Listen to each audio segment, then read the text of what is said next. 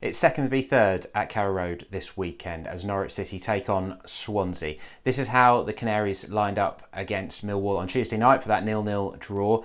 We're speaking ahead of the press conferences, but of course we already know there's going to be attention on that left-back position. Will Jacob Sorensen be asked to continue providing that cover there? He's done okay, maybe looked a bit uncomfortable at times, but has covered pretty well for Javi Quintilla, who was back in individual training earlier in the week. Will he be available for this game? Adamida's back from suspension, also back in the Republic of Ireland squad, and they've got a friendly against England in the international break, which follows on from this game.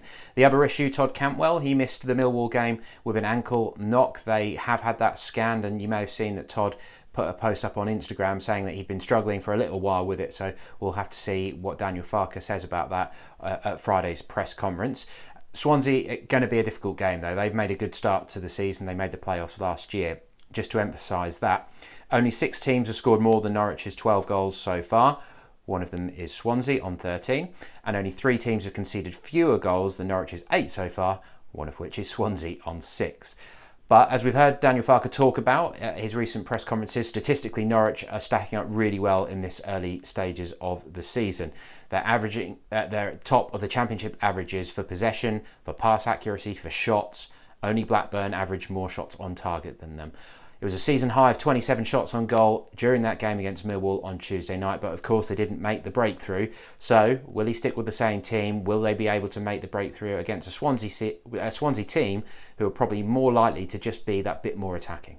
Here's how Swansea lined up in midweek when they drew 1-1 at Brentford. A few familiar faces in there for Norwich fans as well. Ryan Bennett and Kyle Norton in defence, and Corey Smith in midfield, who joined after leaving Bristol City in the summer. As I was saying, expect them to be a more similar style to Norwich, certainly than some of the home games we've seen so far this year, like Derby, Birmingham and Millwall, of course, on Tuesday, have been very much more defensive. You'd expect Swansea to be that bit more ambitious given they've had a good start to the season, 5 unbeaten themselves.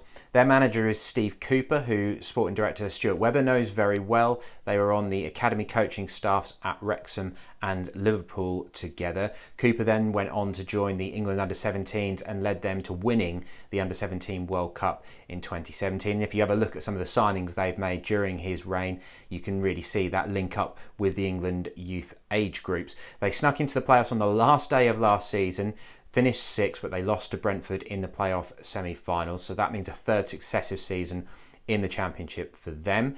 Recently, they have drawn at Coventry, Bristol City and Brentford, but they won 2-0 at home against Stoke and Blackburn. And you may remember they had a really busy deadline day. They sold Joe Rodon, their centre-back, to Tottenham for an initial 11 million, then brought in Bennett from Wolves on a free transfer, but also 3 players that Norwich have been linked with previously. Joel Latobodiere, who's a centre-back from Manchester City, QPR left-back Ryan Manning, and Bristol City midfielder Casey Palmer. The one of their big signings, however, has suffered a serious injury in the last couple of weeks. Morgan Gibbs-White, the England under-21 midfielder, they've got him on loan from Wolves, but he's fractured a foot and he's expected to be out until January. And finally, their key man. It is difficult to look past Andre Ayew as their most important player. He's a guy who's closing in on 100 international appearances with Ghana. He's played for Fenerbahce, for Marseille, for West Ham.